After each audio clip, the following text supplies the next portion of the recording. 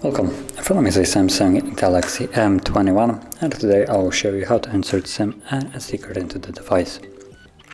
So, before we begin, there is one thing that I will need, which is a SIM eject tool, and this thing comes provided with the device somewhere on the back, so you can find it in there, but you can also use a paper clip and straighten out one of the edges. It should work just as well.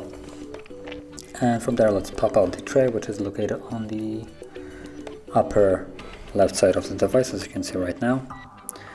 So from there, push it in, the tray comes out, and here we have space for 2 different SIM cards and 1 SD card. So let's place each one accordingly, like so.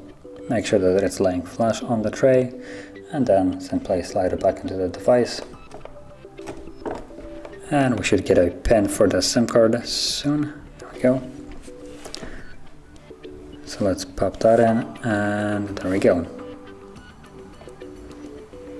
So that's the SIM card, and SD card is working just as well. So if you found this video helpful, don't forget to hit like, subscribe, and thanks for watching.